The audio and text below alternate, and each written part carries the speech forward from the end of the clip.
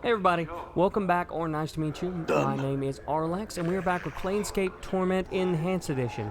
We were just getting the northeastern part of Sigil taken care of, talking to everybody, getting side quests, yada yada. We just spoke with Emectrip Emmerich, and Mortai Gravesend to get some memories, and also a little bit of money. How much money do we have? We have... Where's the gold? There it is. Well, not gold, but yeah, 275. More than you think of this game. Alright, so pretty sure I got him out of the way there. Dustman, I really wish I could level up to get my charisma up at 1 point. That's bugging the life out of me. Let me see, how much... I'm almost there. Let's see here. Anyone else important for now? Already agreed with Emmerich to find Ferret and all that. Let's try old Copper Eyes. What do you know? Before he was a tall, silent figure, he could easily pass for a statue, although the deep furrows in his face and brow make you wonder if the sculptor was a little too eager in defining the face with a chisel. He looks well over 50 years old, but exactly how much over 50 it's hard to tell, as he slowly... I do this at the beginning of everything I have to narrate with a lot of words. As he slowly turns to look at you, you catch the dull sheen of copper in his eyes. Greetings. Old Copper Eye stares at you. His eyes are difficult to make out past the black well of his eye sockets, but they look to have a coppery sheen about them. I have some questions. Copper Eye says nothing. All right, he's only interested in contracts. Forward. What about Sarah the Skeptic? As you approach, the elderly woman turns and stares at you. La, look who's come a-calling on Sarah today. Seer today. Death's dearest son. She looks you up and down, then shakes her head in disbelief. By every power in its mother, boy, what crypt did you crawl out of? Let's see, I saved before. Give me a minute, I'm trying to be lawful, I'm still learning how, so hold on. Okay, I think I'm overthinking this a bit. I'm fresh from the mortuary, actually. That's so. Sia raises an eyebrow. Warms my ears to hear you gave that place the laugh, boy. Not much of a watering hole for one who isn't relieving themselves. She sniffs. Shh. Too many cobwebs and dusty mines. You don't like the mortuary? Aren't you a dustman? A dustman? I suppose. Sia sniffs. Shh. I don't know how to make that noise. I've seen enough sand pass through the hourglass while wearing these robes. This body's almost ready to pay the ferryman. She chuckles, but there's not much mirth in it. You're afraid of dying? Of course I am, boy. Who isn't? She frowns and glances around. Well, except dustmen. They're not afraid because they've been swallowing so much of their own bat droppings over the decades, they blinded themselves into thinking that death is some kind of release. Okay. So what sparked this crisis of faith?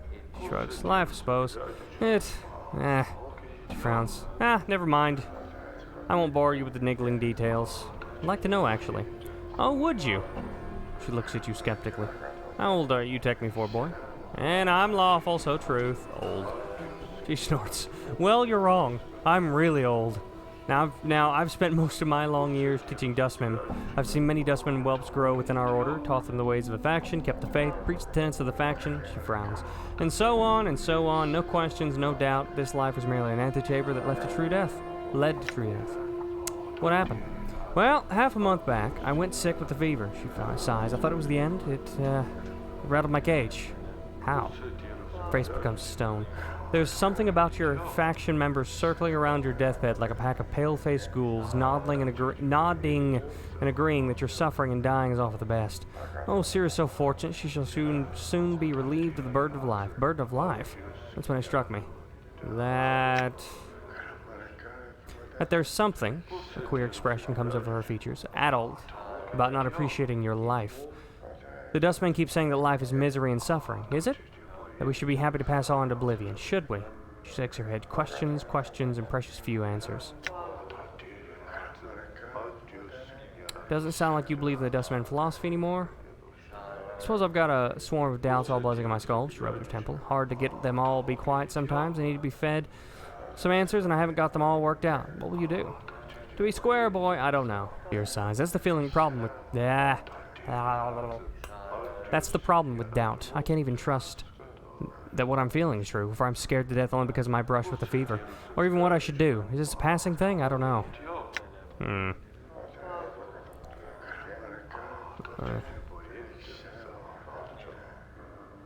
Let's try this. Seer, if you had... Her name is bothering me. Hold on. Okay, I'm saying her name right. You're going to find that I'm going to do that a lot. I'm going to look up definitions for new words, the proper pronunciations, clarifications, all that jazz, especially with RPGs. Seer, if you had truly believed in the Dustman philosophy, then your brush with the fever would not have left you with such doubts. Spirits! Seer stares at you and then nods slowly. Maybe so, maybe so. She frowns, her face wrinkling up in concentration. I'll have to chew it over some more. You should, it's just no small matter. Ah, now, enough of me rattling about my woes. Seer stares at your scars. You look like you shared a few handshakes with death yourself. Hasn't that changed your views somewhat? Doesn't it make you appreciate life a bit more? My condition is unique. I woke up in the mortuary. I think they mistook me for a corpse prepared to bury me. The strange thing is, I think I actually died and got better. You're rattling my coffin. It's true. Strange are the ways of the plains, and I've seen too much throw any tale out with the wash. She stirs your face. If it's true, why does this happen? All I know is I woke up in the mortuary with no memory, covered with enough wounds to kill me 3 times over. Oh, don't be saying that too loud, she glances around. Most peculiar. Never heard of anything like that. Shame about the memories. Do you have any idea why this happens? Nay, not a one. Never knew anyone who death wouldn't take, until now. Farewell. I think there's one more guy. Now this one... Give me a moment, but I'm pretty sure I'm going to have some fun with him. Hold on, talk. I might have 2 of them. Hold on. Okay, see what's going on here. First off, I talked to her yet.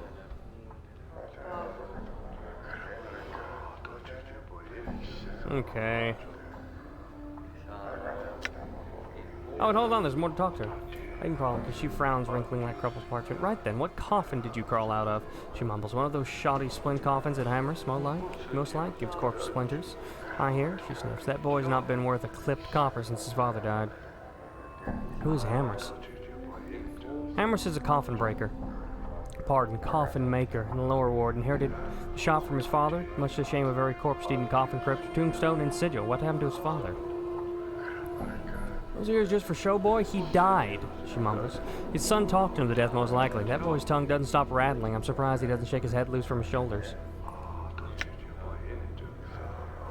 No. I think that's everything interesting.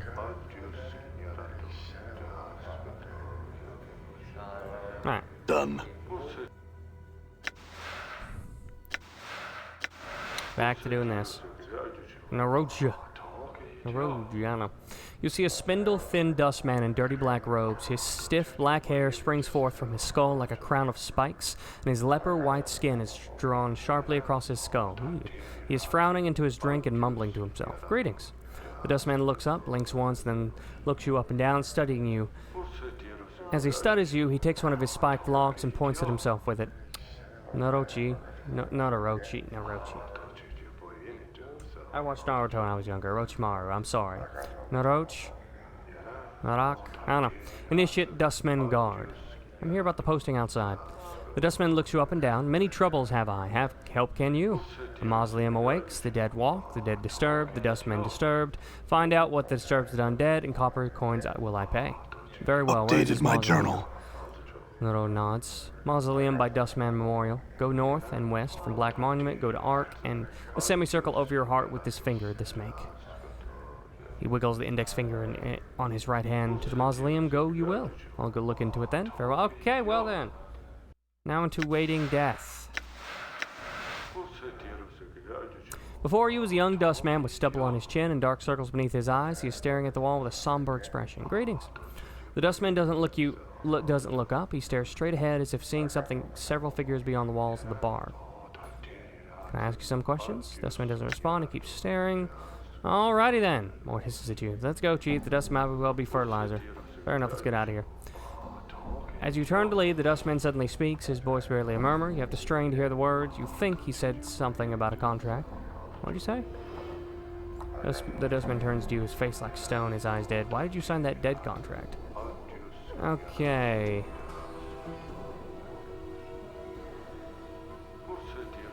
Let's try this one. Well, considering that Death and I aren't on speaking terms anymore, I considered it a no-lose proposition. Looks at you with an odd expression. What do you mean? I don't know. I've yet to see what lies beyond death and remembered. If I die again, perhaps I can... Let's see. If I die again, perhaps I could speak of it. I don't want to do this. I died before. I don't remember much about it, though. You lie. No man could die more than once, not without being resurrected by mighty magics. Oh, I love this thing.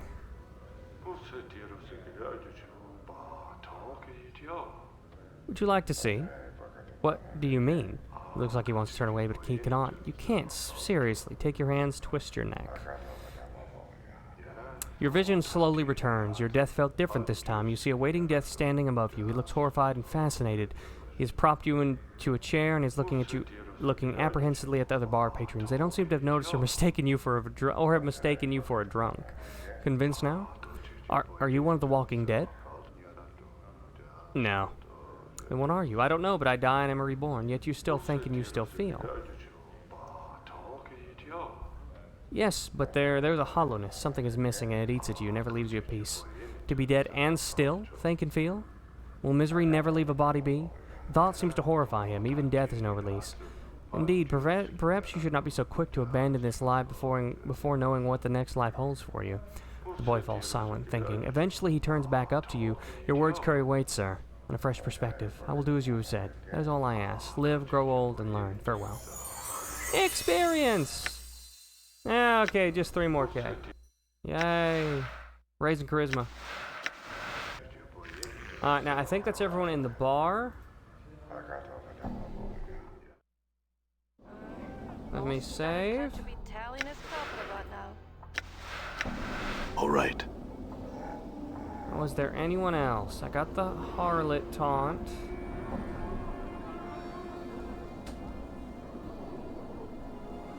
Oh, yes. There is actually one more. Can I make sure it's not more than one?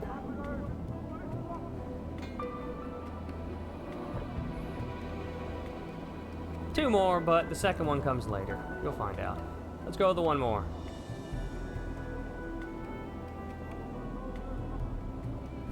This one I have to handle delicately. I might actually have to reload a save. This is where the 14 charisma would have come in handy. Done. Oh, there we go. Hey, Angyar. This man looks haunted. His eyes are half-lit as if he has trouble sleeping, and his hair is long and unkempt. His beard is flecked with bits of dead skin and old bits of food. He doesn't seem to notice you as you approach. Greetings. The man glances up at the sound of your voice, and his slack expression vanishes. It looks like someone has lit 2 fires in his eyes. What be your business barging into me house? His eyes narrow and his teeth clench. Get, or I'll get south, or I'll send you back to whatever grave you crawled from. Let me see. Calm yourself, I have questions. The man's face turns blood red and begins shouting, "Are you daft?" With a snarl, he spits at your feet. "You filthy, scar-ridden dog! Off with you! Or even the powers won't be able to save your hide." Farewell, then. The man throws a parting shot at your back. You'd best you never cross me again, you rich stinking dog. Leave without another word. Let me save, because I think either she's about to talk to me or I'm about to talk to her, one or the other. Yep, latter. This woman looks to be in her middle years and has blasted. I need to start doing mouth exercises. Alphabet or something.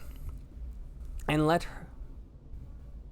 I should just give up now. And her hair. There you go. Good job, Arlex.